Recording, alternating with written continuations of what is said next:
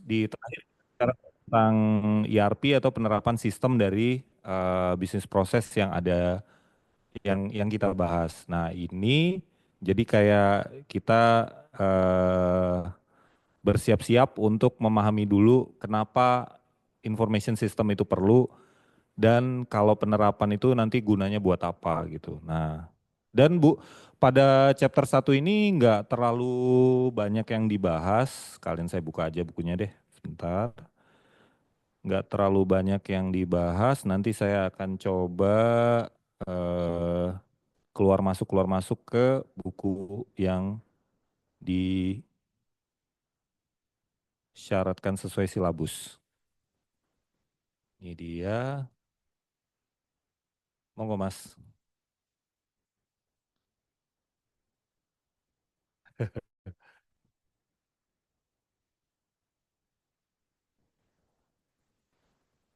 Ya, ini dia. Oke, ini bukunya ya. Kok ini? Bukunya ini dia. Nah, bukunya ini. Bukunya ini. Nanti kita lihat ya seberapa banyak. Di sini kalau ngelihat cuman sedikit sih bahasannya. Saya sudah coba eh, yang paling beruntung dari dua kelas ini sebenarnya Senin sama Selasa itu Selasa. Karena di Selasa itu sudah paling mantep bahannya. Kalau yang di awal malah terkadang saya belum terlalu ngumpulin bahan. Kalau yang Selasa biasanya udah oke. Jadi, oh,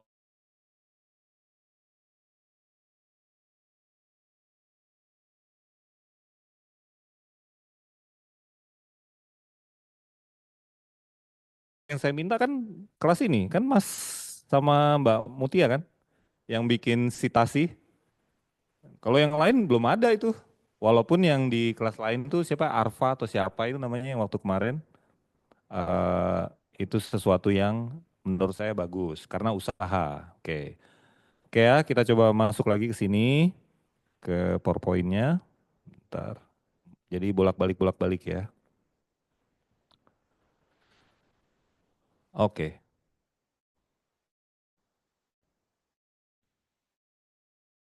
Nah, ini ada note yang saya masukkan. Ini saya ambil dari buku. Pertama, kita bisa memahami bagaimana information system itu bisa mentransformasi bisnis. Nanti kita lihat beberapa contohnya. Kemudian bagaimana information system itu bekerja dan komponen ada di dalam informasi. Jadi ternyata menurut pembahasan buku Lauden ini kalau yang selama ini kita pahami information system ya software lah Pak, hardware lah, ternyata komponennya lebih luas dari itu karena ini di sini melibatkan stakeholder ya stakeholder. Kemudian ada recognizing the importance of complementary asset, ensuring information system provide real value to organization. Jadi di sini bagaimana information system itu bahasa gampangnya adalah menjawab problem atau kebutuhan dari bisnis. Nah, yang berikutnya adalah ilmu akademi apa sih, ilmu-ilmu apa sih dalam kuliah, dalam sekolah yang membahas tentang information system dan bagaimana MIS, pengetahuan tentang manajemen information system ini bisa mendukung karir dari teman-teman. Nah, sebenarnya kalau yang terakhir mudah-mudahan saya tidak perlu meng-highlight ya. Nanti saya ada beberapa cerita dari pengalaman saya yang mungkin sudah tidak relevan dengan teman-teman sekarang, tapi menurut saya layak untuk diperbincangkan karena itu menggambarkan bahwa transformasi menuju penerapan information systems itu nggak mudah gitu ya, nggak mudah gitu. Oke. Nah ini, ini saya datangnya ini, dari sini. Nah, Smart Stores Reinvent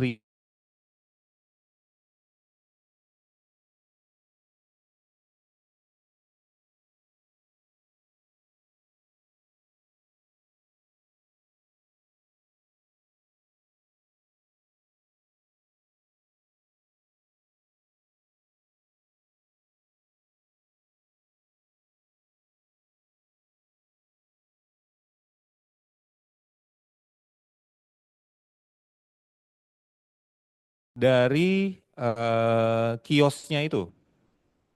Nah, seperti apa nanti saya akan coba highlight. Di sini saya sudah persiapkan. Jadi itu tadi hokinya kelas ini.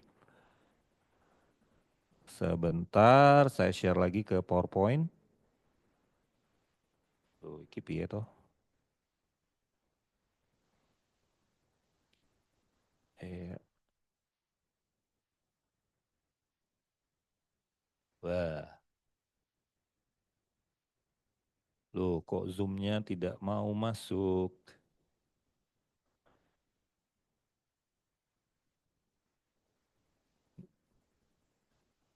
Enggak, ini saya pakai punya saya sendiri. Ini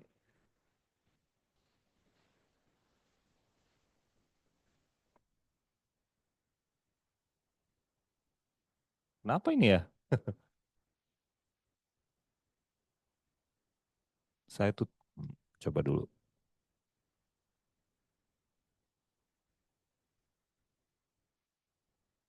Oke, ini udah. Nah, di sini saya balik lagi ke sini. Ya, ini ada dua video. Nanti kita balik lagi kalau mau dilihat. Tapi saya nggak terlalu keen untuk mengeksplor ini karena bukan sesuatu yang canggih banget gitu. Jadi saya rada-rada ini. Cuma kalau ini dilewatkan kayaknya sayang gitu loh. Nah, tapi ada satu lah paling nggak yang dilihat ya. Untuk yang akrelek, di sini teman-teman bisa lihat dia itu mengembangkan kalau di McDonald's itu kita bisa pesen makanan ya, dia sampai bisa mengatur sistem antriannya sehingga bisa prediksi ya. Artinya dia bisa untuk proses di kitchennya itu bisa mengantisipasi antrian mobil yang antri di drive-thru. Itu fotonya tuh seperti itu. Kalau produknya tuh akrelek yang kayak kanan itu, persis sama kayak McDonald's. Ya kurang lebih lah gitu. Cuma ini bermerek buatan Prancis. Kalau yang McDonald's itu buatan sini barangnya. Nah itu bagus lah. Walaupun dalamnya kita nggak tahu ya buatan mana gitu. Nah kalau yang di atas mungkin ini sedikit menarik ya. Kita coba aja. Kita coba aja. Kita coba aja. Sebentar saya paste and go.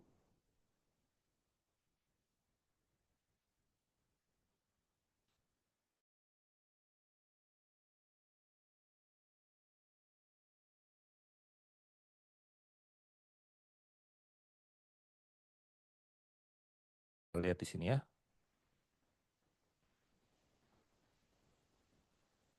Nah, ini teman-teman bisa lihat nih. Jadi kalau di Amerika sudah modelnya gini. Jadi kita pas masuk ke toko itu udah pakai uang elektronik yang kita punya, di scan gitu atau kartu kredit atau kartu yang lain. Nah, kita tinggal ngambil-ngambil aja barangnya. Nah, secara otomatis kalau barang itu diambil di tangan, itu kehitung sebagai belanja. Jadi nanti waktu check out itu sudah langsung kehitung jumlahnya gitu. Sehingga settlement nih. Gimana? Iya, ini kalau dari gambar ini begitu dipegang. Nah, tuh langsung masuk. Itu ada di TV itu sebelah atas ya. Nah, di Indonesia belum ada nih. Jadi ada peluang nih. Ayo kalau mau jadi importir, ayo mari mari mari. Atau kita coba konsepkan. Jadi ini memang perkembangan sesuatu yang menarik ya.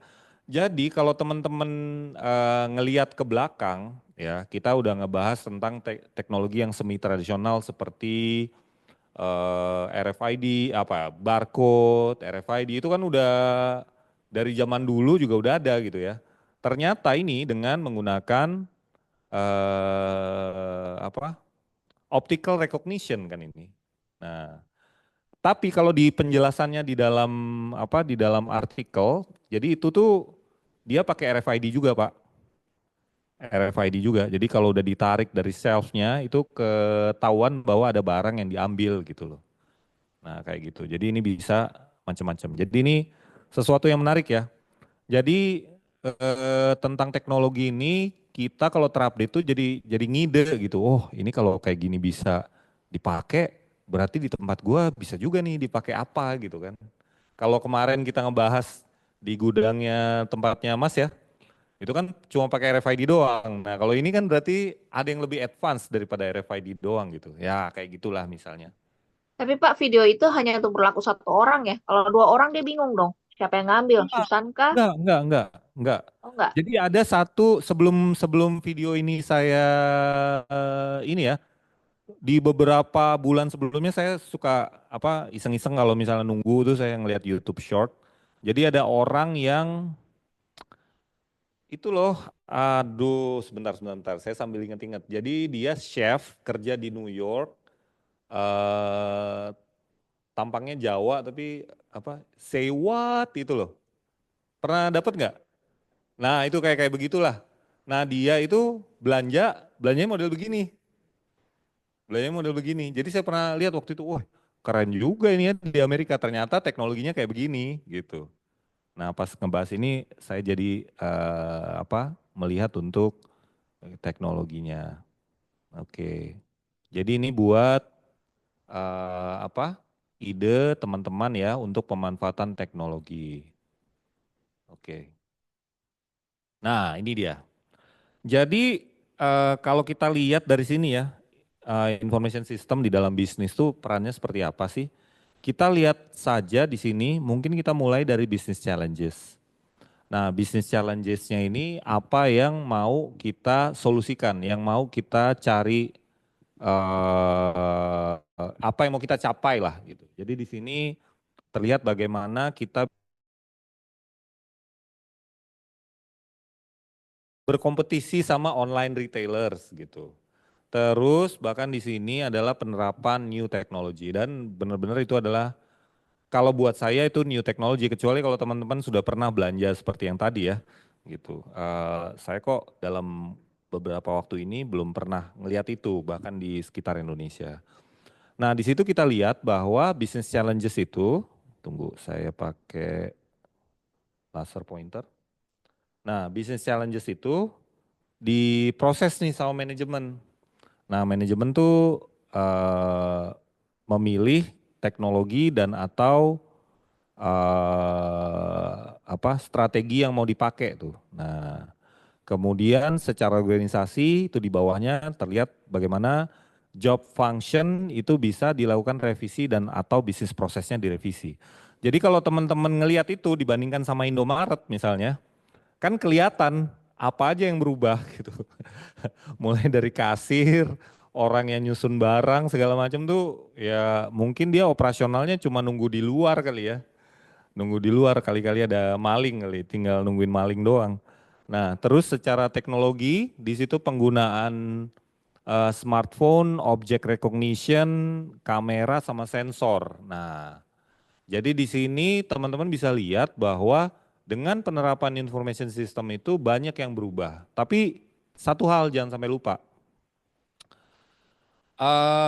Ini seperti cerita saya sebelumnya tentang airline yang implementasi sistem perawatan pesawat terbang ya.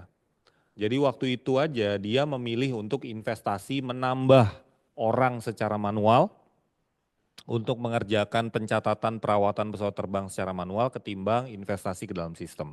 Karena secara hitung-hitungan waktu itu bayar UMR untuk memproses secara manual masih lebih murah ketimbang beli sistem.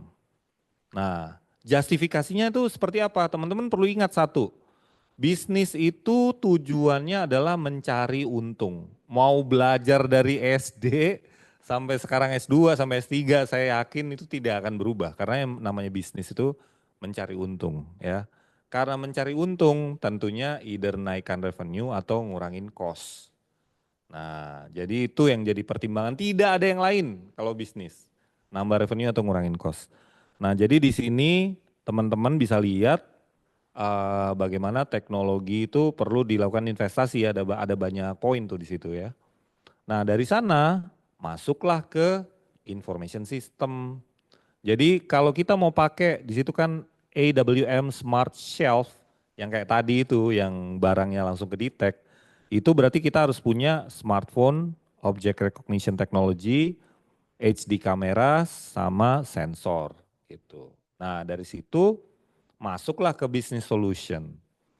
eh saya yakin kalau di Indonesia mungkin hype banget tuh ngambil-ngambil gitu terus langsung otomatis kehitung pasti rame tuh di review di YouTube lah, TikTok segala macam sehingga orang rame pada belanja. Tapi nggak tahu ramenya berapa lama. Sama seperti bahkan es Milo itu juga sempat rame terus hilang udah gitu ya. Ya nggak tahu lah. Tapi ini sesuatu yang cukup menarik gitu ya. Sesuatu yang cukup menarik.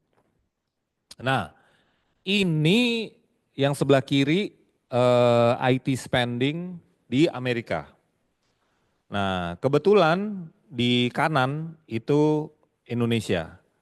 Ada datanya cuman ini, bukannya saya nggak berusaha cari yang terbaru ya, tapi yang ngeluarin data yang comparable tuh cuman ini nih, saya belum dapat yang baru. Nanti kalau ada yang baru saya update lagi. Jadi di situ di sebelah kiri teman-teman bisa lihat bahwa spending di Amerika itu sampai mungkin kalau saya ambil apa namanya perhitungan kasar itu 45% dari GDP ya. 45% dari GDP. Supaya apple to apple dibandingkan sama 2015 itu di Amerika spendingnya tuh 8,2 triliun US dollar.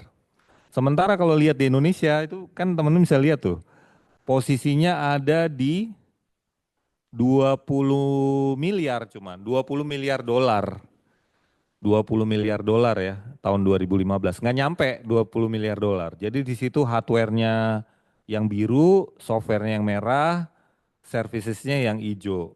Nah, coba kalau seperti ini saya mau tanya sama Mas, kira-kira kalau Mas ngelihat grafik yang sebelah kanan, IT spending di Indonesia, apa yang ada di pikiran Mas?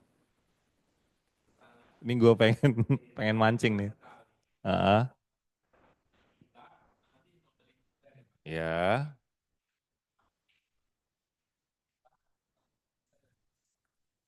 iya, ya, maintenance. Oke. Udah cuman itu aja? Oke. Oh, kalau jumlah nggak penting. Ini saya cuma ngelihat grafik aja. Mas, akuntan, gimana? Kalau ngelihat gambar ini gimana? Boleh, boleh, boleh, monggo, monggo. Oh, ini ya. Maaf ya, saya nggak hafal namanya, jadi Rifko namanya ya. Ya, Rifko, Pak. Oke, silakan Mas Rifko. Mohon maaf, saya susah ngapalinnya karena banyak. Kalau dilihat dari grafiknya, Pak, Ah, dari tahun ke tahun dia selalu meningkat sih, baik dari service, oke. software, dan hardware. Cuman itu aja.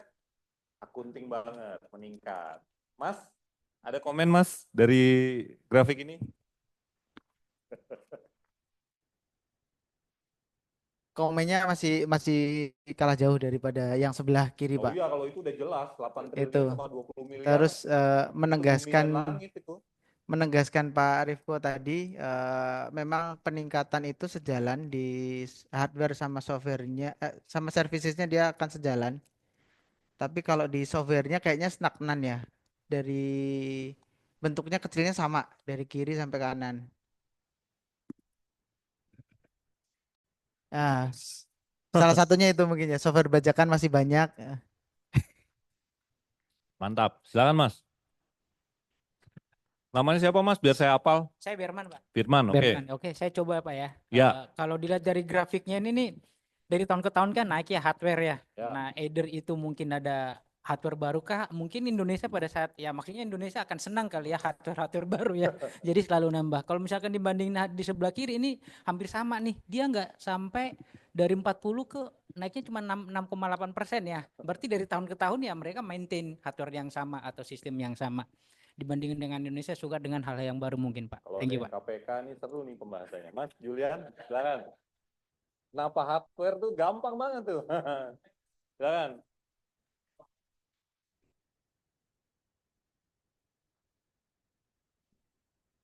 Izin Pak, kalau kami lihatnya mungkin yang di sebelah kanannya saja Pak. Di sini kecenderungan orang Indonesia itu hanya apa ya, mengutamakan servis sama hardware saja. Jadi software itu ya selagi masih bisa dipakai ya sudah. Tapi kalau kita lihat yang sebelah kiri ini kan dia apa ya, 46%. Sebenarnya Indonesia ini nggak berimbang lah, ini hampir setengahnya mungkin. Ya, Sementara Indonesia ini ya sedikit sekali, hanya untuk di softwarenya saja sedikit. ya. Jadi seperti aja Pak. Oke, ini saya belum dapat yang saya mau nih. Coba yang online, coba nih online. Saya minta siapa ya? Saya minta coba Mas Lisdianto, boleh Mas? Komentar Oke dulu Pak, Mas, grafiknya Mas. mungkin saya komentar yang sebelah kanan grafiknya Pak ya. Kalau Yang saya kanan lihat, aja, yang kiri nggak usah lah, udahlah itu udah given itu.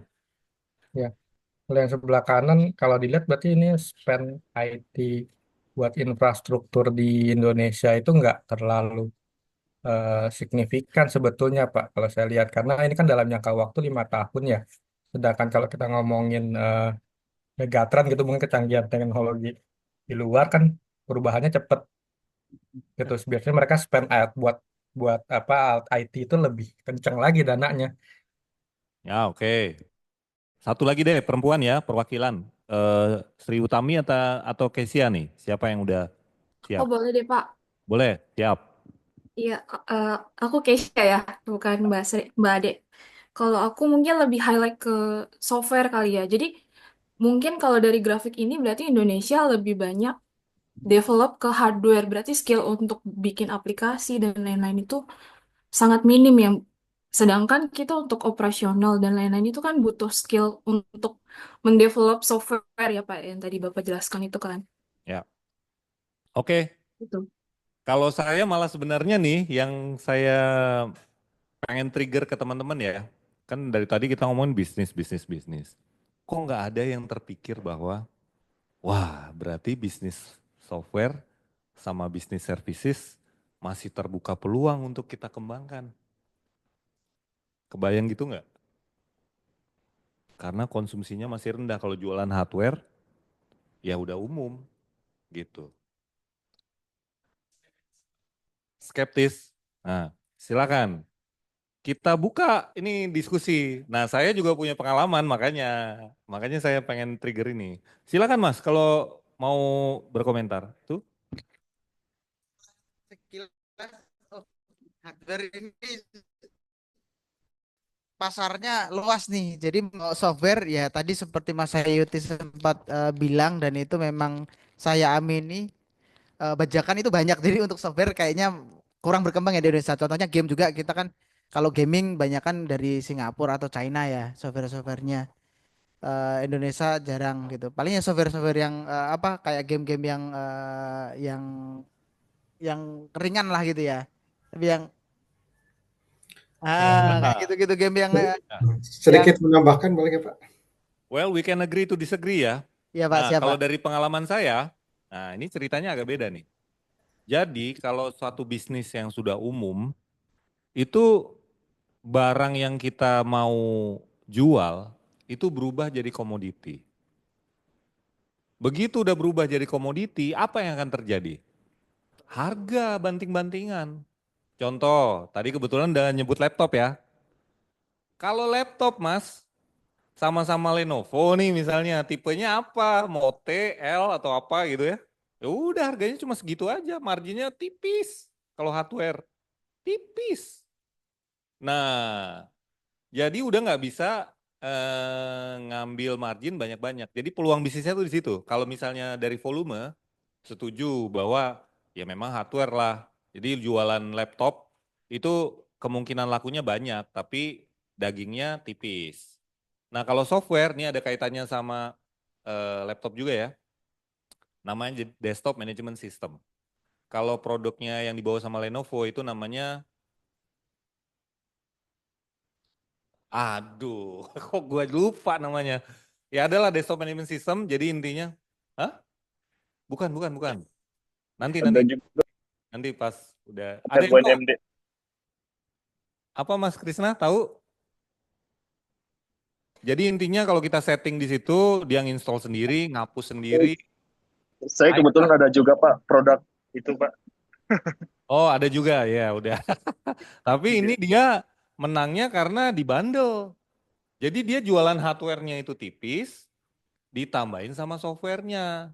Dia tebel gitu. Nah, di sini kalau teman-teman lihat ya, ini pendapat ya, ini dari pengalaman saya aja. Jadi kan pengalaman bisa beda-beda. Nah, di situ teman-teman bisa lihat tuh, software tuh tipis, services itu ada peningkatan lah dari 2011 sampai 2015. Karena services inilah yang marginnya paling tebel.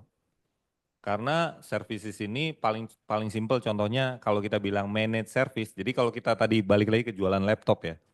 Jualan laptop hardware-nya tipis. Tambah software lebih tebel tapi sedikit. Managed service yang lebih mahal Pak. Managed service itu eh, sebentar ya Mas Krisna. Managed service itu orang yang men-treat supaya laptopnya kalau misalnya ada apa-apa dia datang terus dibenerin, masangin antivirus itu managed service mahal Pak. Mahal itu. Silakan Mas Krisna. Tadi Tadi angkat saya tangan nggak mau jadi? bilang kepencet Pak, tapi nggak apa-apa Oh, deh, saya nambahin Pak. oke siap. Sorry. Oke. Ini saya bukan laptop ya Pak ya, tapi mirip banget kalau laptop itu komputer namanya EDM Pak, Enterprise Desktop Management kalau di Ya. saya itu. Nah kalau di handphone Pak, kebetulan saya memang ada produknya juga, dia bentuknya aplikasi jadi bundling gitu Pak. Ini hampir sama, jadi memang betul Pak, marginnya tipis banget Pak kalau kita ambil dari perangkat itu sekitar 15% tuh udah oke banget kalau dari perangkat. Tapi kalau dari 15% softwarenya Pak, tebal banget itu Mas. iya pertama saya itu jualnya lisensi Pak. Jadi per device itu satu lisensi, terus juga biasanya per tahun itu ada juga biaya maintenance, korektif dan preventifnya. Jadi di manage sih Pak memang agak besar Pak sama lisensi. Oke. Oke ya, ini saya belum dapat nih. Nanti saya menyusul deh. Jadi di provide sama Lenovo. Kebetulan baru saja menyelesaikan project di Garuda Group. Nah, kalau jualan laptopnya tipis Pak, marginnya. Aduh, kalau 15% mah gede kalau untuk laptop. Tapi software sama managenya itu yang bisa buat bertahan hidup ya. Oke. Ini saya nggak usah panjang-panjang. Jadi sini menggambarkan bahwa memang Indonesia ini kalau kita lihat gini, ini sama kayak analogi kita ngelihat di Afrika itu orang masih banyak yang nggak pakai sendal, nggak pakai sepatu. Nah, bisa dua nih kita melihatnya. Oh, kita nggak bakalan laku nih jualan sepatu di sini. Atau, wah, ini peluang nih buat jualan sepatu di sini, gitu. Jadi ngelihat gelas setengah penuh setengah kosong. Nah, sama juga dengan ini. Nah, ini saya coba kasih perspektif yang lain ya. Gitu. Oke, kita lanjut lagi.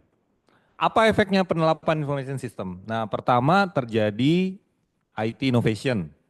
Nah, IT innovation ini dengan perkembangannya, contohnya dengan cloud computing, mobile platform, big data, AI, IoT, itu traditional business bisa berubah. Contohnya tadilah itu supermarket aja lah, berubah, bisa berubah drastis gitu. Terus jadi new business model. Kalau teman-teman belajar, bukan belajar ya mungkin, kalau teman-teman melihat sejarahnya Netflix, Netflix itu dulu mulai bisnisnya apa coba? Ada yang tahu nggak? Nyewain DVD, bener. Nyewain DVD dikirim pakai pos. Kenapa? Karena ya emang teknologi networknya belum memungkinkan untuk streaming. Jadinya kayak begitu. Nah, begitu sekarang udah streaming, coba apa yang terjadi? Ya udah kayak gitu. Sama kayak eh, Apple TV dan seterusnya ya. Apa tuh Mas namanya Mas? Ya, dan seterusnya ya ada Amazon, Netflix dan lain-lain. Terus e-commerce expansion. Ini udah kita rasakan semua lah ya dengan adanya e-commerce ini berubah. Yang tadinya orang mau jalan-jalan ke toko, sekarang udah males. Ya, lewat jari aja belanja. Kemudian ada management changes. Nah, di sini itu real time oversight sama improve decision making itu yang paling sederhana adalah melakukan approval dengan menggunakan internet dan bahkan lewat mobile phone. Jadi sistem salah satunya adalah ERP misalnya, kalau ada purchase request, dia bisa keluar link di sosial media atau di WhatsApp atau di email gitu, dia tinggal klik linknya, terbuka, approve atau enggak, tuh udah bisa sampai seperti itu. Nah, sehingga dengan perubahan-perubahan tadi bisa terjadi perubahan di firms and organization-nya secara sekaligus. Karena ya berubah semua, mau nggak mau nanti akan berubah. Yang paling sederhana adalah berubah organisasinya. Nanti kita bisa lihat ya ada beberapa contoh.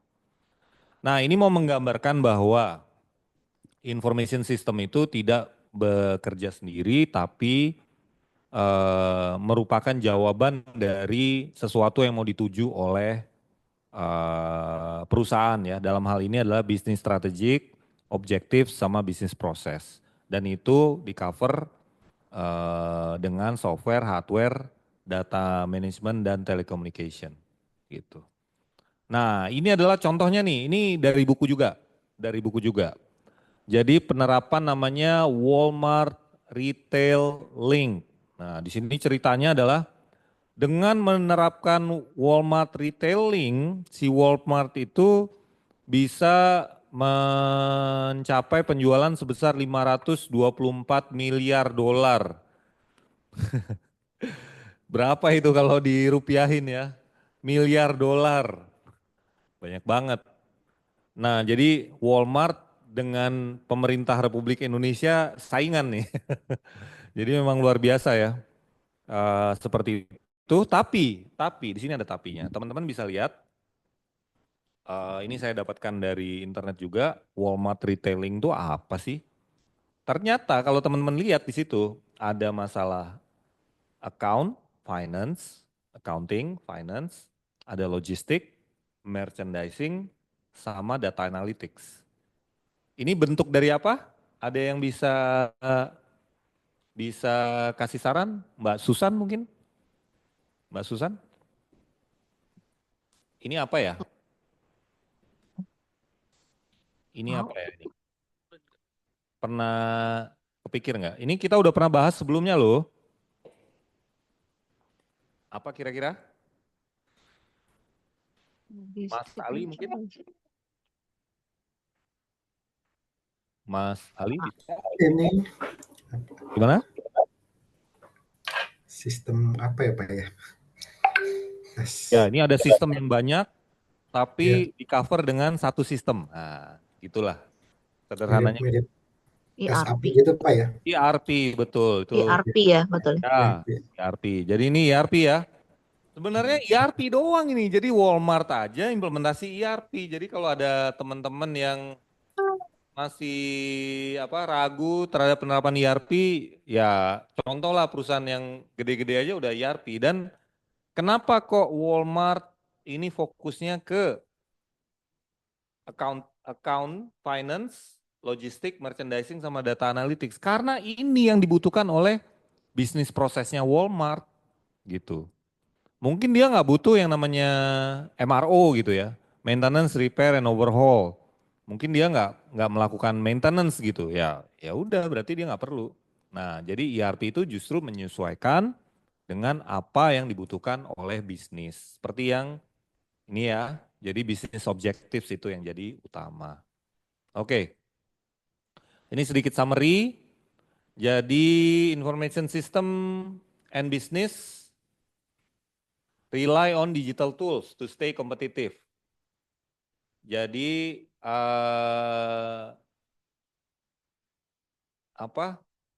digital tools itulah yang dipakai dalam information system seperti mobile platform, big data, AI, social media yang merubah bisnis strategi. Kemudian komponennya itu terdiri dari teknologi, hardware, software. Kemudian di sini ada organization, structure, process, culture. Jadi ini juga merupakan bagian dari information system, ya. Kemudian ada bagiannya lagi adalah manajemen. Jadi teknologi itu cuman one part dari 3 komponen besar yang berpengaruh dalam information system. Nah, sementara kalau academic disiplin yang membahas tentang information system, ini merupakan kombinasi. Kalau technical tuh ya ini kita merem aja udah tahu, oh ini computer science, management science, gitu. Tapi juga behavioral, ya, psikologi, sosiologi, economics. Jadi teman-teman bisa bayangkan dalam penerapan information system itu sudah memperhitungkan bagaimana pengaruh terhadap si konsumen, ya. Yang paling sederhana deh, kita nggak usah ngomong yang canggih-canggih. Ada satu mata kuliah yang membahas tentang user interface, user experience, UI UX. Itu kalau di Fakultas Teknologi Informasi harusnya belajar kuliah itu ya. Jadi di situ bagaimana kita bisa mendesain antar muka atau apa ya, layar di bagian depan dari mau itu software, mau itu hardware yang melakukan interaksi dengan manusia, gimana caranya supaya manusianya happy make itu. Contoh lagi adalah yang paling simpel tadi tuh, kiosnya McDonald's. Itu termasuk yang paling mudah untuk dimengerti. Karena apa? Yang belanja ke McDonald's itu kan nggak cuman S2 Bakri gitu kan. Tapi juga misalnya anak SMP atau SD yang mungkin lagi lewat ke sini, lagi belanja ke Plaza Festival dan seterusnya gitu ya. Oke, itu adalah contoh. Oke. Nah, ini adalah sesuatu yang saya pengen bahas ke teman-teman. Bagaimana teknologi itu bisa memberikan impact kepada perusahaan. Kenapa kok saya ngangkat Coca-Cola? Ada alasannya nggak kira-kira? Saya mau tanya dengan siapa ya? Mas Berman mungkin bisa bantu saya? Oh ya. Oh, Mas Berman nih online juga toh. Oh, double. Oh ya udah nggak apa-apa. Kenapa kira-kira saya memilih Coca-Cola? Nah, sekalian. Ya, kalau boleh Bapak suka minum Coca-Cola kali. ya kali. Bercanda ya, Pak. Saya senang Coca-Cola. Iya. Enggak, bukan, sama sekali tidak. Ya, ini mungkin ini kali ya minuman soft drink yang paling besar bisa dibilang dunia ya, Ya. sangat disukai oleh Ya. terutama orang Amerika lah ya.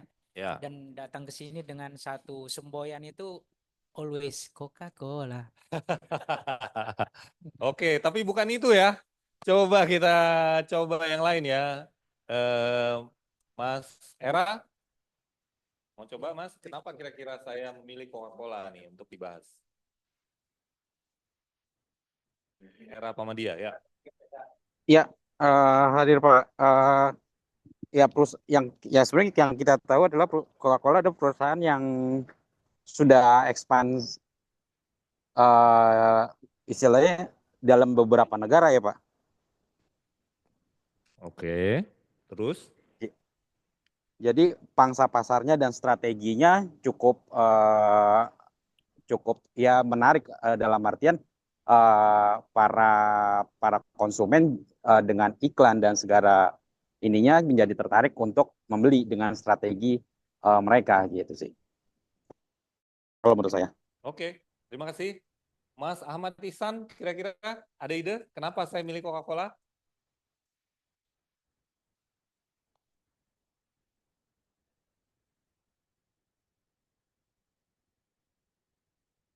Ahmad Ihsan?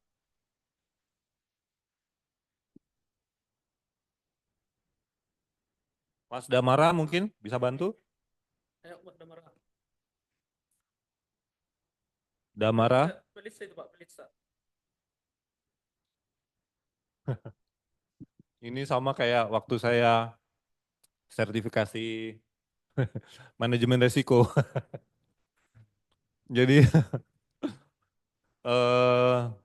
pematerinya ngomong apa, saking boringnya gue tidur aja udah. Iya, resiko online gitu. Mbak Felisa, bisa?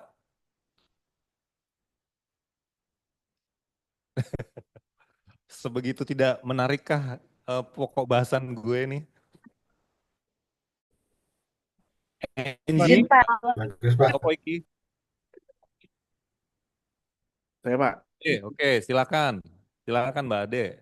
Loh, Mbak Ade apa Mas Jeffrey ini yang mana? Iya, Pak. Silakan. Kenapa saya milih Coca-Cola? Belum menjawab lebih jauh,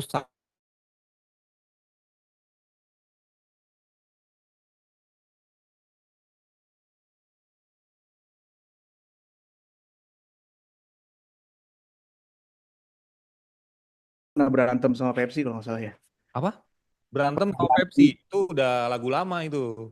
Oh, bukan itu ya. Bukan Saya itu. ngeliatnya lebih karena dia besar sih, Pak. Jadi Nah, butuh teknologi. ya. Karena buat campaign nggak mungkin Iya, ya. betul banget, Pak. Sebesar itu dia nggak pakai teknologi buat data analitiknya gitu ya. Buat Oke. bikin Saya media. nggak bilang itu salah, tapi bukan itu alasannya gitu aja sih. Oke, oke. Berarti bukan. Ada lagi mau nyoba? Mas Ali, Mas Syarifuddin, mau coba? Pak, Pak, mungkin Boleh. kalau dari tadi sih emang menambahkan juga dari yang Pak Era sampaikan, tapi saya melihat di sini dari market share-nya ya Pak, karena produk Coca-Cola ini kan hampir saya lihat nih brand-brandnya juga banyak juga ya mereka, jadi ada dari yang apa namanya varian untuk yang produk dari Coke-nya, dari segi varian kopi tehnya, ataupun dari minuman berenerginya kalau saya lihat ya Pak. Terus kemudian juga ada apa namanya yang emerging-nya. Jadi mungkin secara global dia secara market share itu mereka menguasai gitu ya Pak, maksudnya seperti itu. Iya, nggak salah Mas Syarifuddin. Tapi seperti yang saya bilang, saya memilih ini karena ada satu kejadian yang Kejadian CR7 bukan Pak? besar kali. Ronaldo ya, Pak? Kejadian Apa? ya, CR7 Pak. Ronaldo Ronaldo ngegeser. Ronaldo bukan. Coca-Cola. Gak ada yang tahu ya, nyerah ya. Saya apa? Coba Susan. Boleh Mbak Susan, opo Mbak? Yang saya tahu sih Coca-Cola sekarang banyak isu yang itu Pak, yang dipakai buat cuci kamar Iya, kamar mandi lah, terus itu bisa malah buat bagus itu buat orang Indonesia bagus Mbak. Iya. Soalnya kita kan sering makan gorengannya pakai plastik. Jadi mungkin dengan Coca-Cola plastiknya bisa luntur keluar. Iya. Nah Di itu perut, Pak. saya jadi berpikir walaupun dia udah di isu negatif pun, tapi kok dia terus berkembang gitu. Jadi dia perusahaannya yang bagus gitu ya, dia tetap inovasi walaupun sudah ditekan, dikasih informasi-informasi negatif. Iya. Gitu. Bener, tapi bukan itu. Gitu. Masih ada yang penasaran nggak? Silakan. Mungkin marginnya paling besar, Pak. Marginnya paling besar. Nah, itu sebenarnya statement yang menarik karena itu juga salah satu yang akan saya bahas. Tapi saya milih Coca-Cola bukan itu. Itu fact yang keren banget, Mas. Karena itu yang saya bahas kemarin, tapi bukan ini. Alasan saya memilihnya Coca-Cola tuh bukan itu. Ada yang tahu lagi? Ada yang mau nyoba? Boleh sebentar? Ya.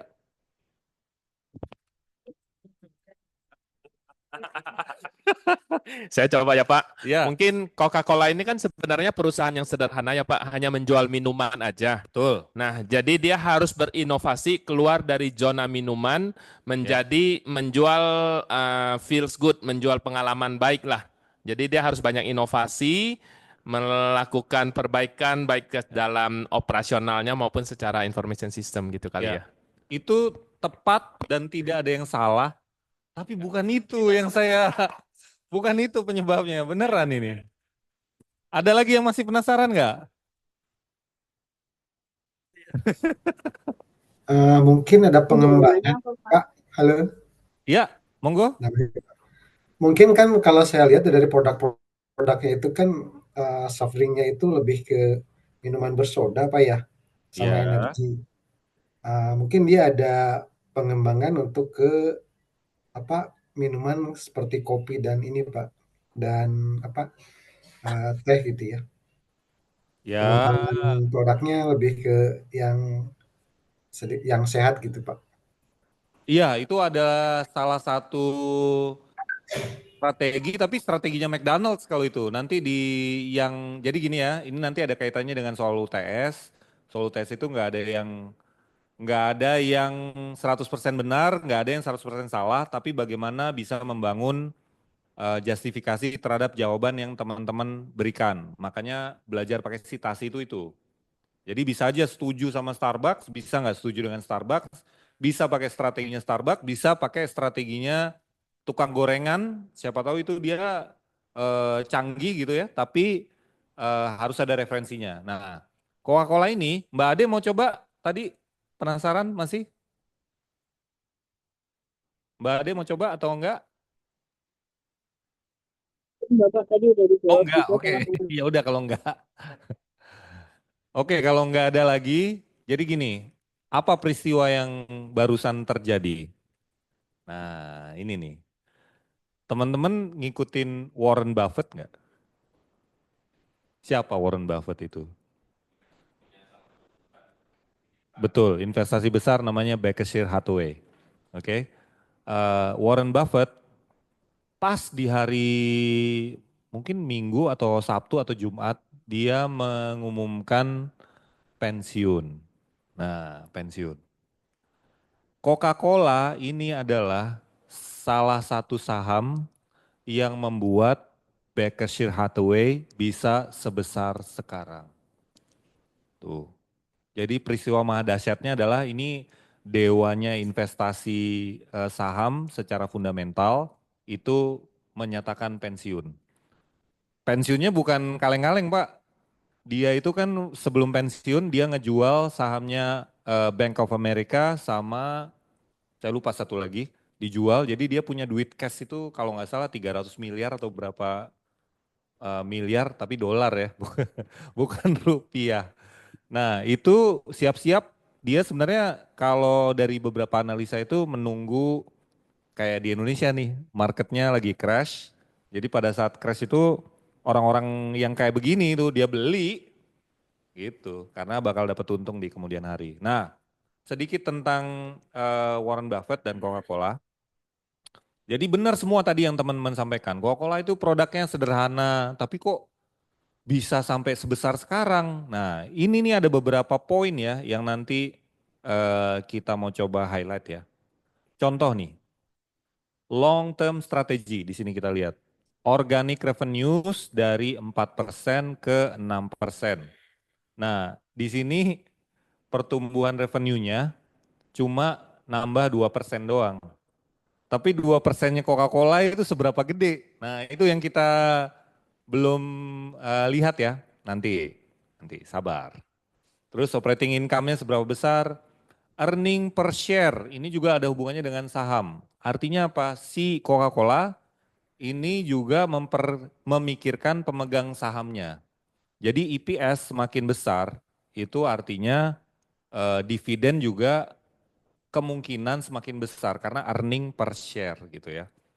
Dan yang terakhir ada free cash flow. Ini juga menggambarkan secara fundamental perusahaan ini baik.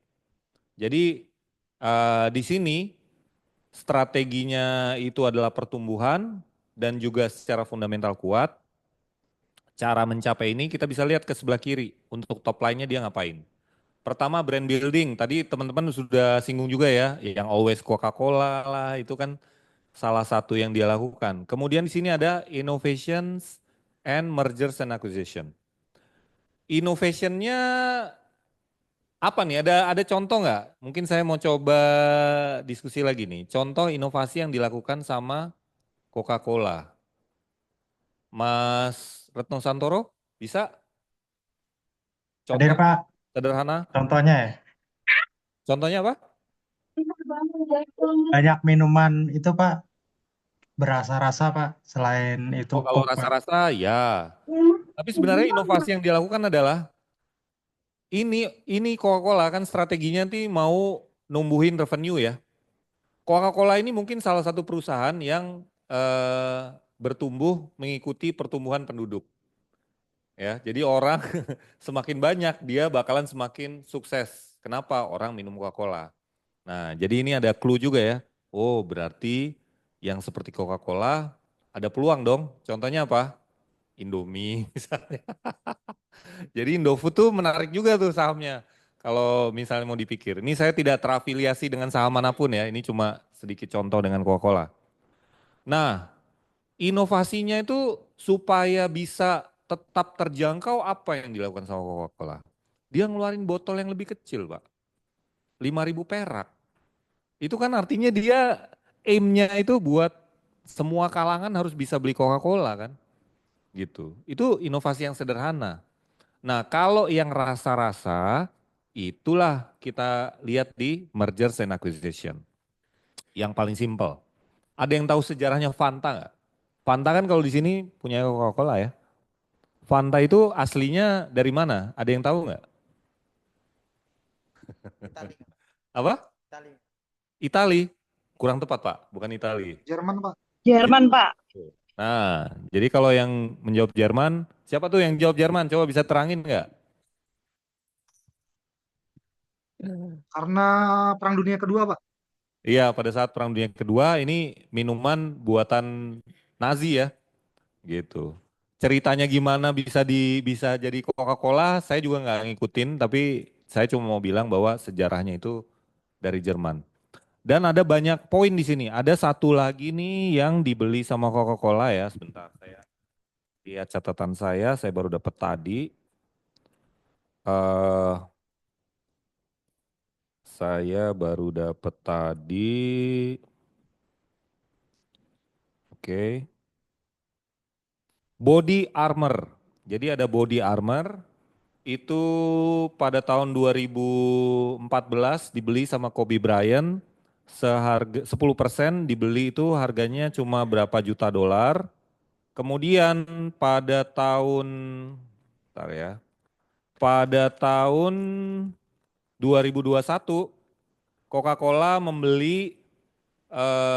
mengakuisisi 100% sahamnya Body Armor. Body Armor ini minuman loh. Tapi di sini lambangnya saya nggak nemu nih. Jadi harusnya ada di sini tahun 2021. 10% sahamnya Kobe Bryant yang senilai 6 juta dolar. Gila ya, 10% 6 juta dolar tapi. Itu berubah menjadi 400 juta dolar. Ya, 400 juta dolar. Dari 6 juta dolar menjadi 400 juta dolar dalam waktu 3 tahun ya, 2019 ke 2021. 3 tahun ya, benar ya? 3 tahun. 3 tahun apa 2 tahun tuh? 20, 21, 2 tahun ya? Ya 3 tahun lah. 3 tahun bisa berkali-kali lipat. Nah itu adalah salah satu yang dilakukan sama si Coca-Cola, mergers and acquisition. Jadi dia melakukan akuisisi, contohnya yang kita kemarin bahas tentang Whole Foods ya. Di sini bukan sih? Oh bukan ya, berarti pelajaran yang lain. Jadi Amazon dia melakukan akuisisi terhadap Whole Foods. Yang teman-teman tahu tentang Amazon, apa dia bisnisnya? E-commerce ya, online ya. Whole Foods itu supermarket. Kenapa dia melakukan akuisisi terhadap Whole Foods? Kira-kira kenapa nih? Kira-kira kenapa Mbak Enji? Bisa?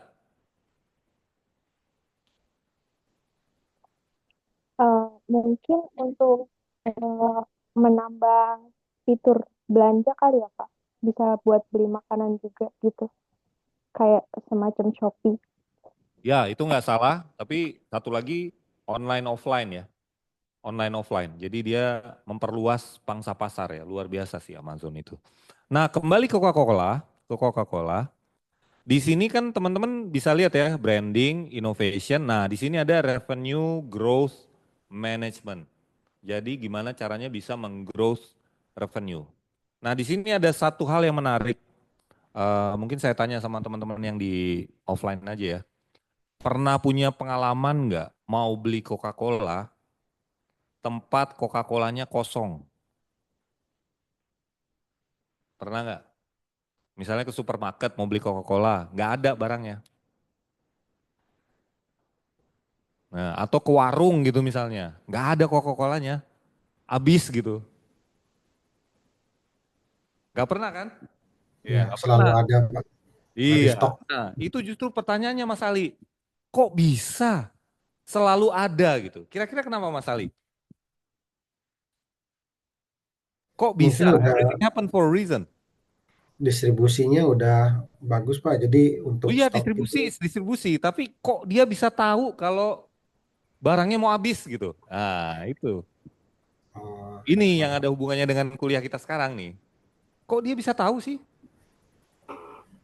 mungkin untuk apa data warehouse-nya apa kayak data warehouse ya. Jadi mungkin sudah terintegrasi ya. Jadi Ya, dia udah pakai aplikasi. Saya nggak tahu ya mungkin ini Pak ya. ya, Jadi dia dari pusatnya itu bisa ngontrol Pak di mana stoknya. Jadi update terus. Dia yang ya. stok tuh dia udah pasti ketahuan dan akan dikirim untuk stoknya gitu.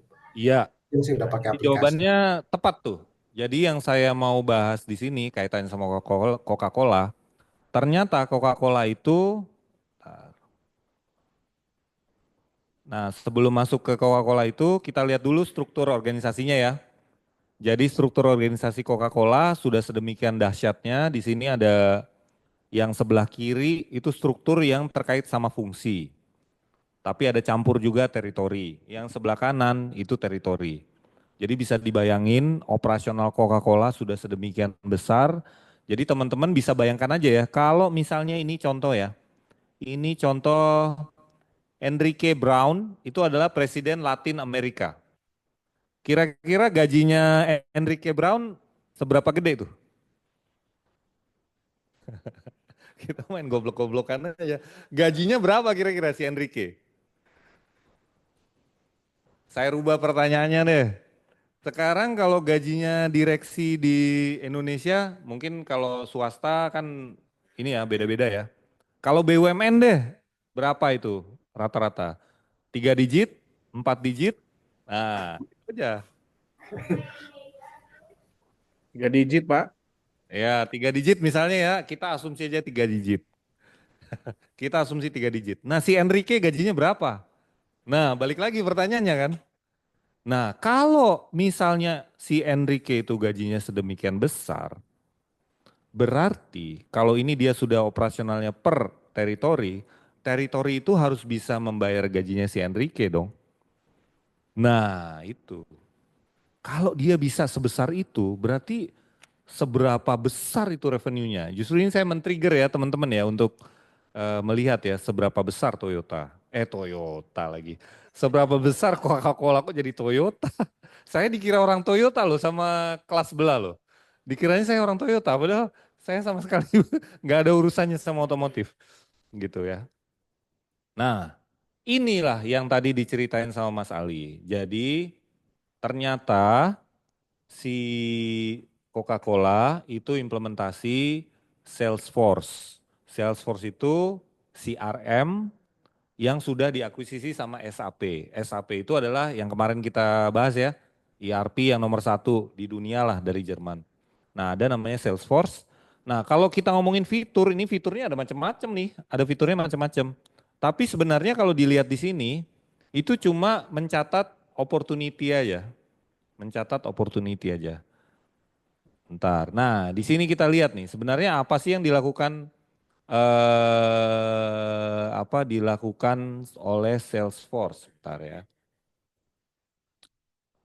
Di sini ada YouTube lagi, coba kita buka YouTube-nya.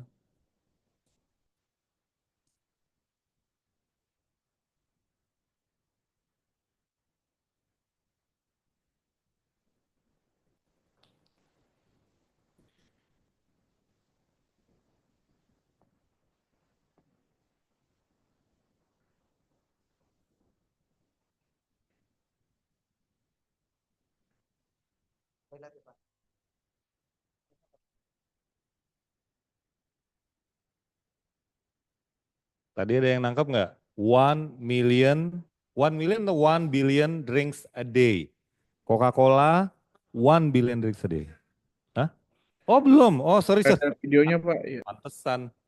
Oke, sorry. Belum share Pak. Ulang. Ulang.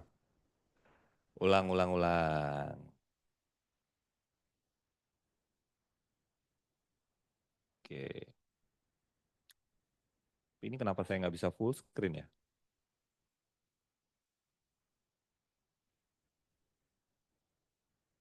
Oke. Kita ulang ya.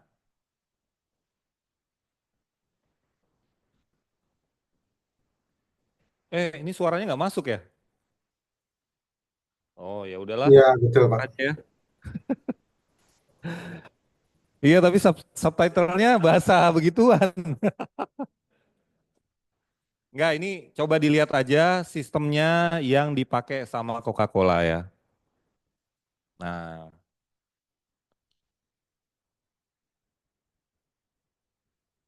Jadi benar tadi yang dibilang sama Mas Ali, ini fully integration dengan yang ada di sana. Tapi sebenarnya fully integration bukan fully integration sistemnya integrated sama outlet yang jualan Coca-Cola ya. Jadi di sini nih bagaimana fungsi atau bisnis proses yang ada di toko outlet itu bisa integrasi dengan bisnis proses yang ada di Coca-Colanya itu sendiri. Caranya adalah menggunakan service cloud. Jadi di situ tadi kelihatan ada work order, jadi ada sistem masukin work order. Nah, si work order ini dilakukan oleh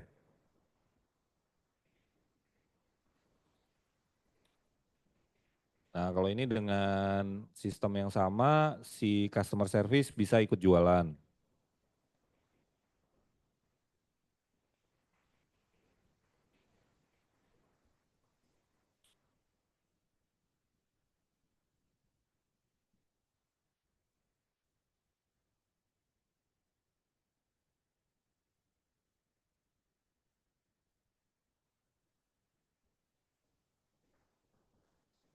Jadi dengan si agent yang bisa jualan, dia akan senang. Nah ini nih teman-teman, lihat tuh, dia bawa tab, dia ngecek-ngecek itunya apa di dispensernya, dia ngecek jumlah itunya, jumlah apa gelas. Nah, ngecek isinya. Jadi sebenarnya manual yang diotomasi gitulah. Tapi ini semua berkat adanya internet sama jaringan yang semakin bagus bisa dijalankan dengan menggunakan sistem.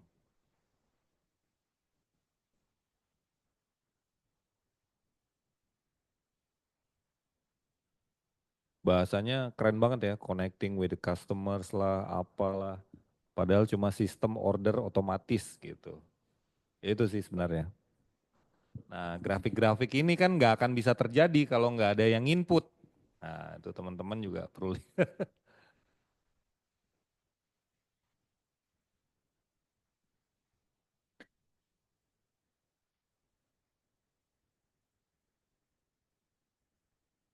Ya, ini nanti bisa dilihat sendiri ya linknya ya teman-teman ya. Stop. Jadi itu menggambarkan bagaimana aplikasi bernama Salesforce bukan merubah ya, mentransformasi proses bisnis yang ada di Coca-Cola. Nah, sebenarnya fungsi yang dijalankan itu secara generik disebut Salesforce Automation atau SFA ya, SFA. Nah, SFA itu yang dilakukan ini ada 6 poin komponen utama. Jadi pertama adalah activity tracking and alerts. Jadi di sini ini SFA-nya terhubung dengan GPS sama geofencing. Jadi kalau ada sales territory, dia itu bisa ketahuan, nggak bohong. Kalau zaman dulu kan mungkin dia tidur-tiduran aja gitu, nggak ketahuan keliling gitu. Nah kalau ini dia harus keliling, karena kalau nggak keliling nggak ketahuan. Kalau nggak keliling berarti nggak kerja, sorry. Jadi dia kerjanya dipaksa. Nah terus ada sales pipeline and management. Ini juga mungkin teman-teman di sini ada yang dari FMCG nggak? Consumer goods nggak ada ya? Kalau FMCG itu di akhir tahun biasanya itu suka ijon untuk bisa memenuhi target akhir tahun. Jadi misalnya nih saya sebagai sales, target 2024 saya misalnya 1000 biji gitu ya. Saya baru laku 800, saya harus jual 200 lagi. Saya bisa tuh ijon sama si toko, lu order aja dulu 200, nanti gua delivernya buat tahun 2025 gitu. Bisa tuh kayak gitu, ijon. Nah, untuk menjawab sales pipeline management, karena kalau udah ditargetin secara sistem, udah nggak bisa ngeles. Nah, karena di sana namanya pipeline, berarti mulai dari prospek sampai sales itu ke tracking gitu ya. Kemudian appointment and scheduling. Nah, ini dia bisa kelihatan tuh. Misalnya kita janjian ya, misalnya saya mau pergi dari Plaza Festival ke Bakri Tower. Misalnya ke Bakri Tower, saya bikin appointment ke sana. Nah, waktu saya ke sana membawa SFA, itu seperti yang saya bilang tadi, ada activity tracking and alerts. ketahuan kalau saya nggak pergi ke Bakri Tower. Kemudian ada lead assignment, di sini apa namanya, kita bisa punya anak buah dan anak buah itu bisa menjalankan sesuatu yang prospek yang kita dapat gitu ya. Misalnya saya dapat order nih dari Bakri Tower, oh ternyata kita harus pergi ke Bakri Sumatera Plantation gitu misalnya. Ya udah, berarti ke sana. Lead prioritization. Jadi kita dapat beberapa lead untuk pembelian Coca-Cola tadi. Mana yang mau diduluin pengirimannya, mana yang lebih urgent, itu sesuatu yang bisa dilakukan. Dan terakhir adalah sales reporting, itu yang grafik-grafik tadi ya. Itulah yang grafik-grafik tadi. Jadi ini nih teman-teman, jadi dengan kasus yang Coca-Cola, penerapan Salesforce, ini adalah contoh konkret dari perubahan perusahaan dan penerapan information system ya. Bentar, saya ada satu hal lagi yang saya mau kasih. Word, ini dia.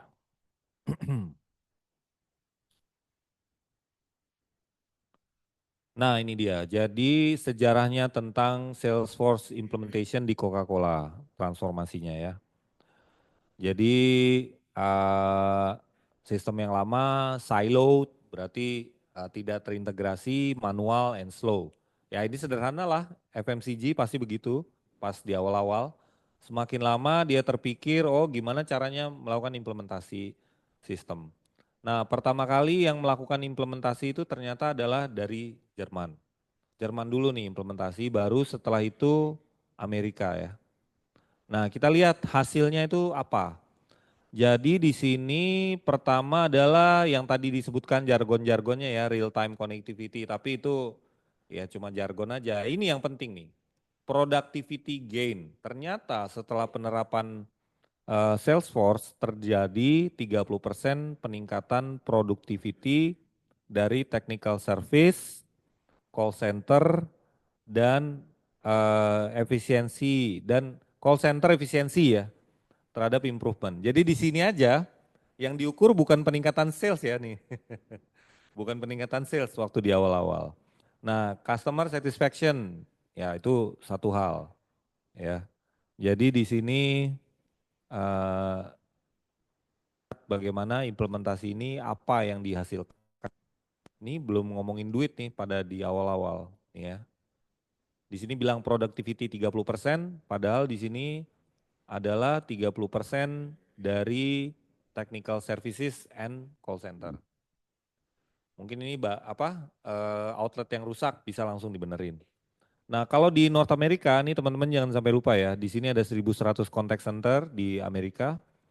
Revenue-nya adalah 24 billion. Ya bayangin aja jualan Coca-Cola revenue-nya 24 billion. Nah setelah melakukan ini, nah inilah yang 360 degree tadi ada di video.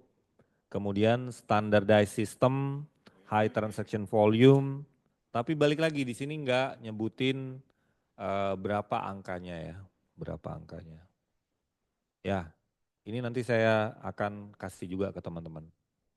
Oke. Untuk pokok bahasan kita hari ini ada pertanyaan? Kalau nggak ada pertanyaan artinya sudah jelas, kalau sudah jelas nggak boleh salah, kalau salah nilainya 0. Ada? Oke, kalau nggak ada,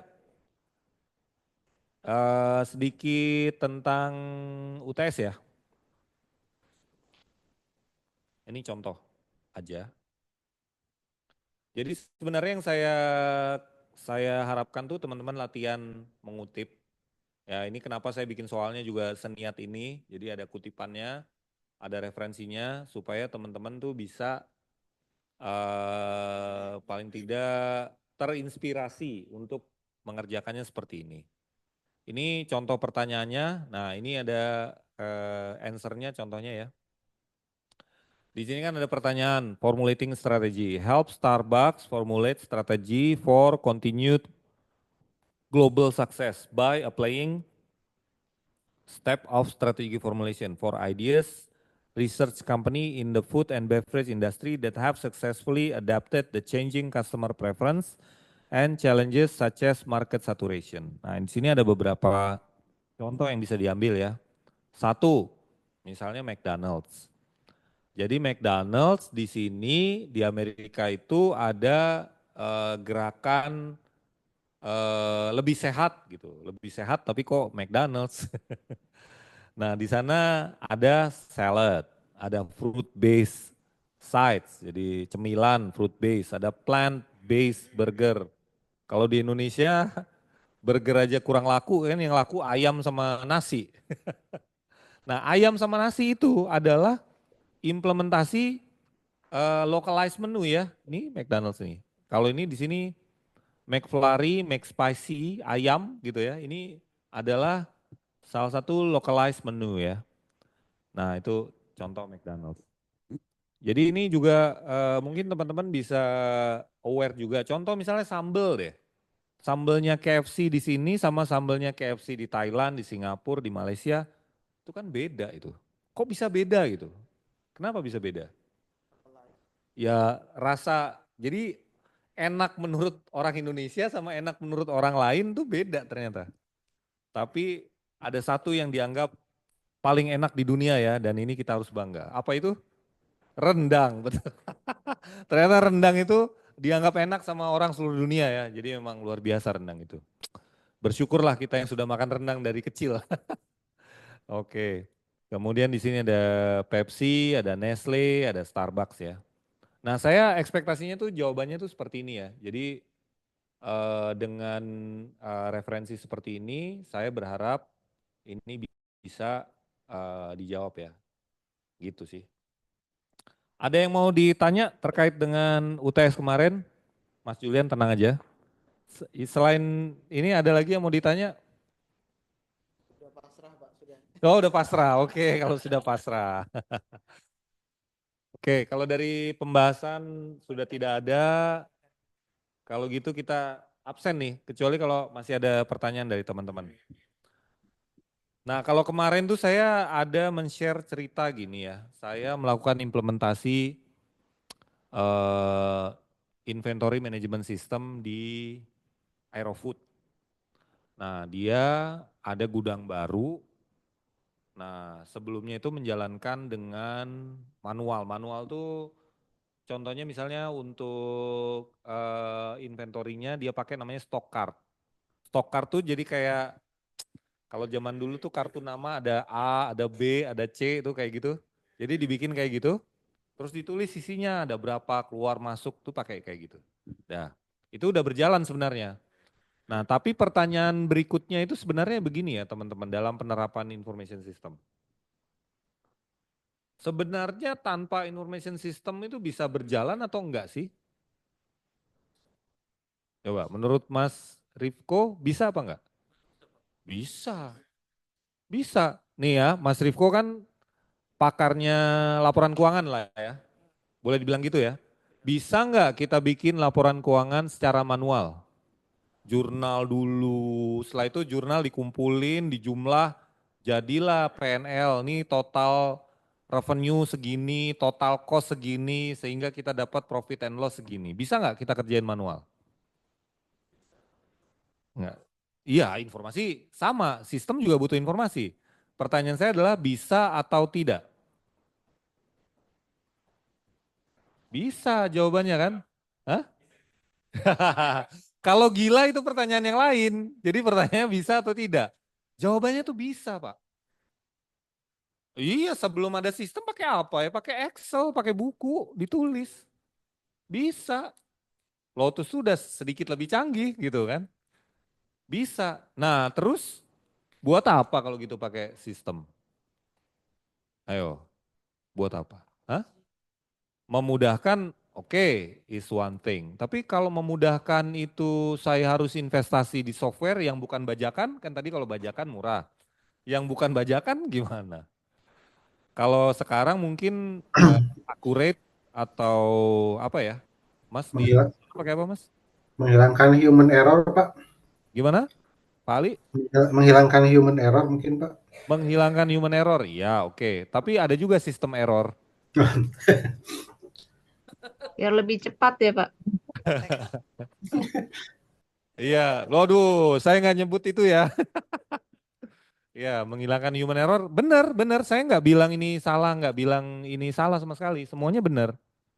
Ini saya ingat kejadian waktu saya ada di Kementerian BUMN, di Forum IT BUMN. Di situ kita lagi bicara, ini udah agak lama ya, implementasi SAP oleh BUMN. Jadi yang mewakili implementator itu ada perusahaan tempat saya bekerja, Telkom Group itu namanya Metrasis, Krakatau IT, sama saya lupa satu lagi, lupa, tapi ada 4 gitu. Ada 4 implementator SAP yang bisa dari BUMN. Nah, di BUMN itu kita melakukan diskusi sama nih seperti ini. Sebenarnya perlu nggak sih kita implement SAP gitu kan? Nah, jadi ada salah satu dari sektor perkebunan yang dia bilang, oh saya aman-aman aja Pak bikin laporan keuangan. Gitu. Bisa-bisa aja kok. Sekarang pakai apa Pak? Pakai Excel. Bisa Pak? Bisa. Benar jawabannya, benar bisa Pak. Gitu. Tapi teman saya namanya Pak Toga itu bilang gini, coba sekarang Bapak tanya sama manajemen Bapak, seberapa jauh manajemen menghargai ketepatan dan kecepatan informasi yang dibutuhkan. Karena kan kalau manajemen levelnya udah bukan cara membuat report, tapi hasil dari report itu dia mau bikin apa gitu kan, pengambilan keputusan. Nah kalau itu sudah dihargai, maka kebutuhan akan implementasi information system menjadi sesuatu yang tidak bisa ditawar.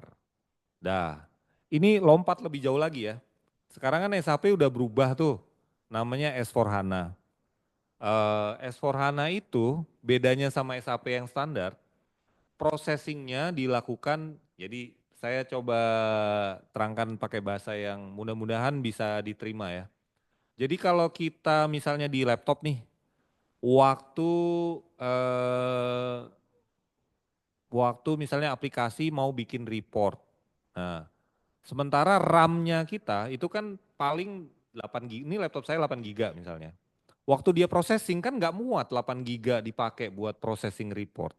Sehingga apa yang dilakukan? Kalau Windows ada namanya swap file. Berarti kan dilempar dulu ke hard disk atau SSD, diproses di sana sampai jadi, barulah tampil di layar gitu ya. Nah, untuk SAP yang standar itu bisa jadi kalau perusahaannya sudah sedemikian besar, meaning kayak di Coca-Cola tuh. Kan dia ada perusahaannya, cabangnya itu dari mana-mana tuh, konsolidasi di pusat. Itu berapa lama kira-kira kalau mau bikin laporan konsolidasi? Lama Pak, bisa harian. Gak usah itu, saya tahu persis ada perusahaan di Indonesia yang kalau mau bikin report itu diklik, ditinggal, besoknya baru dilihat lagi. Tuh kayak gitu. Itu yang standar. Kalau HANA diprosesnya semuanya di RAM. Jadi RAM-nya digedein dan segala macam gitu. Prosesornya digedein. Nah itu. Jadi sekarang yang udah pakai sistem aja sudah membutuhkan sesuatu yang bisa memproses lebih cepat lagi. Jadi kebutuhannya udah berubah tuh. Yang tadinya kebutuhan dari yang manual jadi systemize, sekarang yang systemize saja. Bagaimana systemize tapi bisa keluar lebih cepat processingnya. Nah itu ya teman-teman ya. Jadi ini salah satu bukti information system itu bisa merubah proses bisnis, organisasi, bahkan orang ya, sosioekonomi yang ada di perusahaan tersebut. Gitu mungkin dari saya hari ini. Izin Pak, Boleh? Sarah. Saya tertarik brainstorming sebentar ya Pak sama Bapak. Boleh, boleh. Tentang yang ASP4HANA ini. Ya.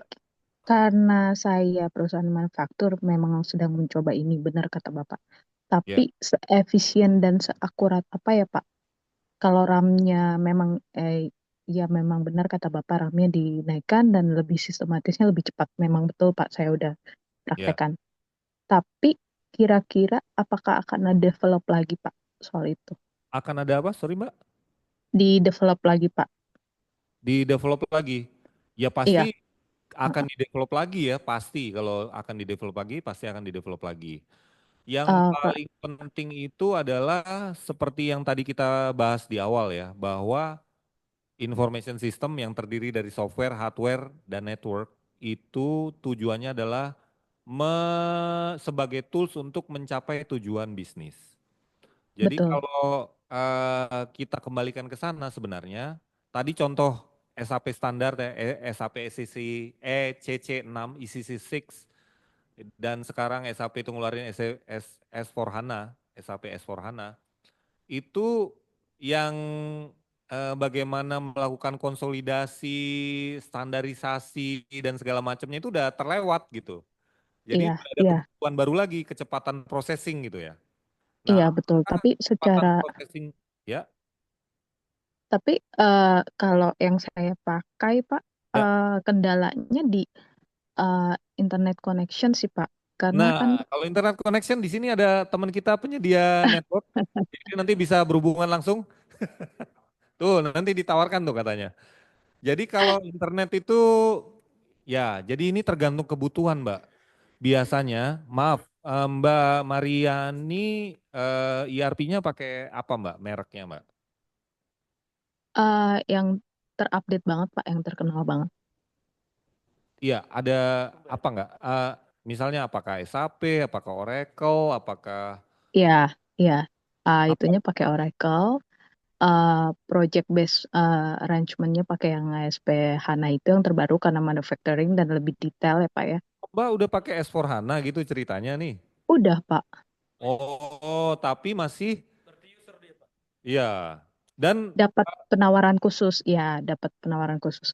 dapat Kebetulan company-nya kan di Australia Pak, company yang ya, saya ya. arrange ini udah pakai yang Starlink pun, yang paket yang itu ya lebih agak kendalanya di situ sih Pak. Karena Nah, kan klien company kan di Queensland. Queensland itu ya, documentation-nya lebih detail gitu. ya. Jadi bersaing dengan waktu sih Pak. Makanya tadi pertanyaan saya apakah bisa lebih di-develop lagi karena udah di reach ke engineer-nya sendiri Ya, di S4HANA-nya juga masih oke. develop lagi sih Pak. Ya. Jadi mungkin saya menjawabnya dengan menebak dulu ya. Saya kan Ya, nggak tahu satu, Yap. apakah S4HANA di tempatnya Mbak itu on premises atau di data center sendiri atau ditaruhnya di cloud. Mbak bisa jawab mereka nggak? mereka sih menawarkannya cloud-nya mereka Pak. Karena kan baru ya. Cloud-nya mereka, Uh-uh. data centernya mereka sendiri. Iya, Ah iya, itu dia problemnya.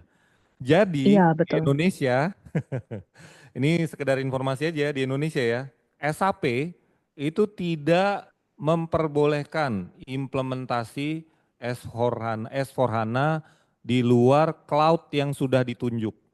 Cloud Nah, yang sudah ditunjuk di Indonesia, ini saya cerita sedikit dulu ya Mbak. ya betul Yang Pak. sudah ditunjuk Makasih itu ya. adalah AWS dan Google Cloud. Nah, ternyata ini menjawab problem yang tempatnya Mbak Mariani. Baik, oke. Gitu. Kira-kira apa udah banyak belum Pak ya yang di Indonesia pakai itu Kalau di juga? Indonesia belum banyak Mbak, karena mahal. Intinya karena mahal aja. Betul, betul, Iya, karena mahal. betul, betul. Jadi kalau yang kondisi Mbak tadi, kalau koneksinya lewat internet, Mbak bisa cek nanti dibantu sama Mas siapa Mas namanya lupa. Mas Ayuti. Dicek aja tuh download sama uploadnya berapa gede bandwidthnya kan. Walaupun internet juga itu perlu dilihat. Sama satu lagi Mbak perlu lihat network itu kan up to ya. Kalau kita Iya, ngomongin up to, berarti kan iya, realnya berapa bandwidthnya itu ya belum tahu kita harus. belum tahu. Iya, benar Pak. Iya bisa pakai speed test betul. Nah kalau yang udah jelas bisa dijamin ya itu yang channelize E1 itu ya kalau ya list line itu yang Jadi apa kita aja sudah Pak. bisa digaranti besarnya bandwidth itu sudah digaranti sama si network provider. Seperti itu paling Mbak. Yang jelas kalau dari Queensland Mbak bisa bayangkan dari Queensland menuju Jakarta itu ngelewatin berapa hop, berapa titik gitu. Untuk sampai ke komputernya Mbak itu dia muter-muter dulu tuh. Betul Pak. Nah, dari Australia ke kita itu kabel lautnya, ada kabel laut nggak Mas? Ada ya? Lewat mana ya? Dari Australia ke Singapura dulu. Dari Australia ke Singapura dulu. Transit dulu, Pak. Wah, itu lebih gila lagi kan berarti. Padahal harusnya dia bisa langsung ke Jawa kan gitu ya. Kalau ada jaringan langsung ya, ini malah ditariknya ke Singapura kan berarti ke Singapura dulu. Dari Singapura baru diturunin ke bawah lagi. Ya, mungkin ya.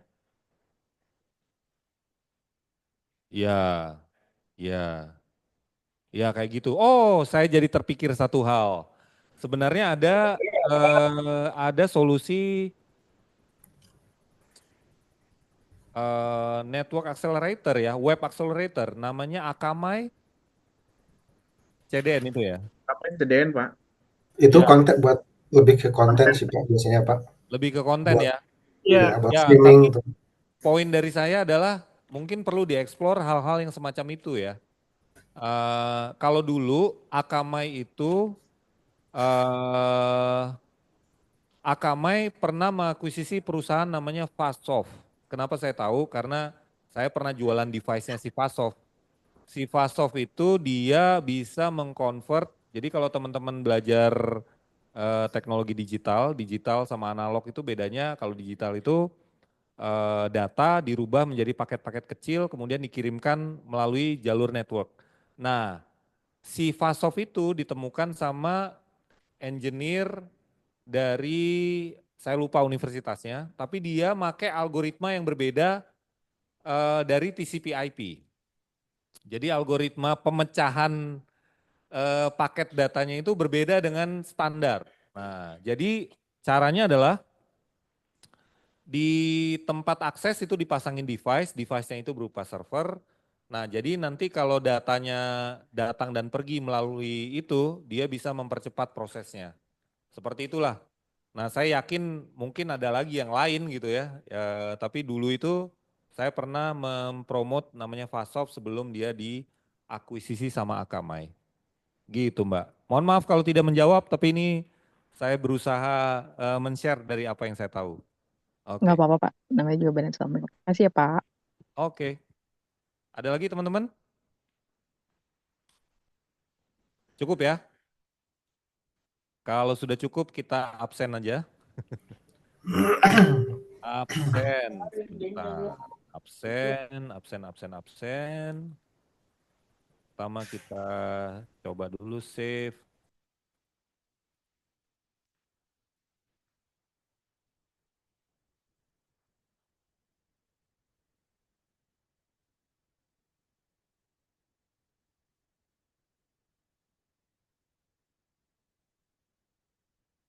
Offline.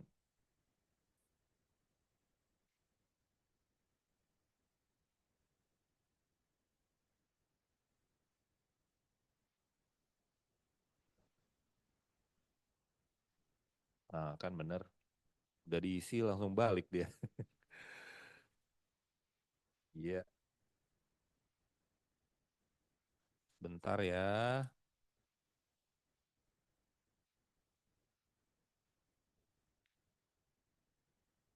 Oke. Perkuliahan offline. Topiknya nanti ini saya kirim ya bahannya ya. Tunggu dulu sabar.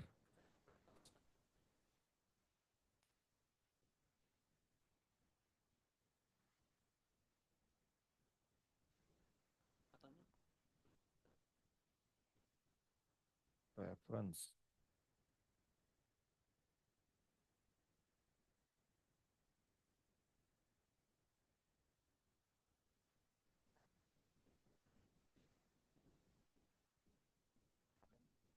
Topik.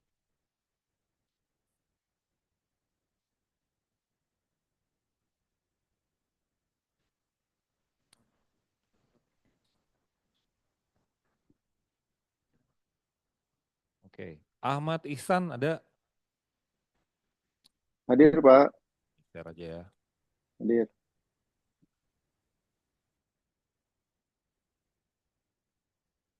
Ahmad Ihsan hadir. Adi Priyo, Wambudi. Hadir, Pak. Oke. Ali Sudrajat ada ya. Hadir, Pak. Ya, Enji ada. Hadir, Pak. Bambang Permadiansyah ada. Berman Hadir, ada. Pak.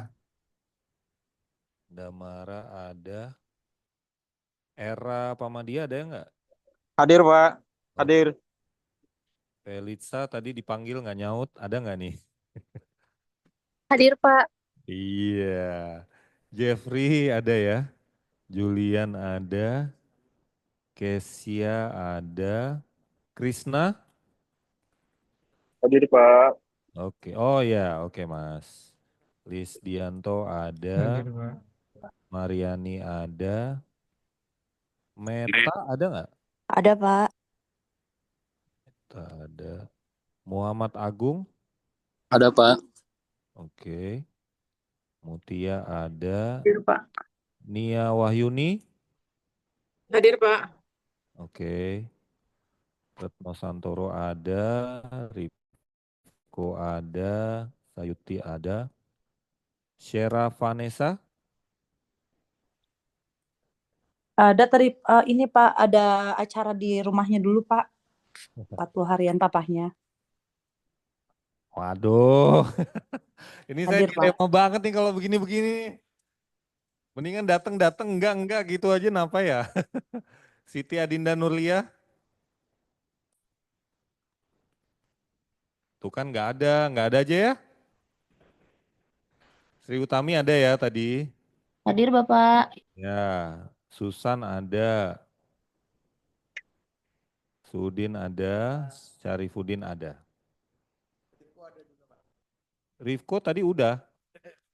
Tenang aja. Simpan. Adinda izin ya Pak, lagi ini Pak, ada dinas. Ya atur aja deh. Udah di save. Ya udah, dari saya mungkin saya mau sudahi sampai di sini dulu. Terima kasih atas kerjasamanya. Sampai ketemu lagi di kesempatan yang lain ya. Terima kasih ya teman-teman. Makasih Pak. Terima kasih, Pak. Makasih Pak. Terima kasih. Terima kasih.